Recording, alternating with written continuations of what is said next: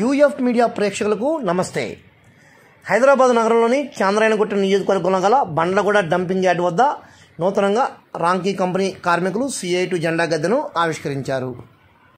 ఈ సందర్భంగా జరిగినటువంటి సభలో యూనియన్ అధ్యక్ష కార్యదర్శులు అశోక్ రమేష్, CI2 జిల్లా అధ్యక్ష కార్యదర్శులు మీనా శ్రవణ్ కుమార్లు మాట్లాడుతూ రాంకీ సంస్థలో పనిచేస్తున్న కార్మికుల సమస్యలు పరిష్కరించాలని మరియు పెరిగిన ధరలకు అనుగుణంగా వారి కనీస వేతనం 26,000గా నిర్ణయించాలని డిమాండ్ చేశారు. అదేవిధంగా రాంకీలో పనిచేస్తున్న ఆఫీసర్లు కార్మికులపై పెత్తనం చేస్తూ గ్రేడ్లో ఉన్న కార్మికులపై వేధింపులు గురి చేస్తున్నారని, వారిపై కూడా కంపెనీ పట్టించుకొని పరిష్కారం చేయాలని, లేకుంటే భవిష్యత్తులో పోరాటాన్ని ఉధృతం చేస్తామని తెలిపారు.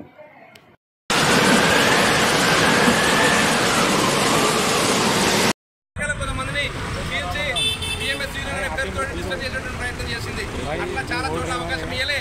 అందరూ అన్ని సైడ్లలో కూడా అక్కడ బండ్లగూడలో వచ్చినటువంటి సందర్భంలో అందరినీ ఐక్యం చేసి BMS యూనియన్ లేకుండా మొత్తం CI2 మాకు యూనియన్ పెట్టింది. CI2 మాత్రమే మాకు సమస్యలు పరిష్కారం చేస్తుంది. CI2 మాత్రమే మాకు అగ్రిమెంట్ చేస్తుంది.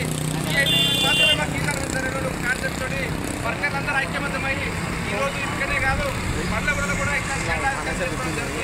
అందుకని మేము ఒక మాట చెప్తున్నాం, మేనేజ్మెంట్ ఎన్ని నక్క చిత్ర వ్యవహారం వేసినా మేము చూసుకుంటాం.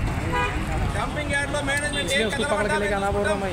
इसकी तरफ से हम दोस्तों को मिला, साबुन तेल में सामने उसको छुट्टी मिला तो నాయకులకు ఖచ్చితంగా అందుబాటులో ఉండండి. ఏ వర్కర్ కి, ఏ డ్రైవర్ కి, ఏ హెల్పర్ కి ఏ సమస్య వచ్చినా ఖచ్చితంగా మన CI2 జిల్లా అధ్యక్షులు మీనా గారు, శ్రావణ్ కుమార్ గారు, ఇటు విఠలన్న గారు, అటు రంగారెడ్డి జిల్లాకు వస్తే రుద్రకుమార్ గారు అందుబాటులో ఉంటారు. మొత్తం మీ అందరికీ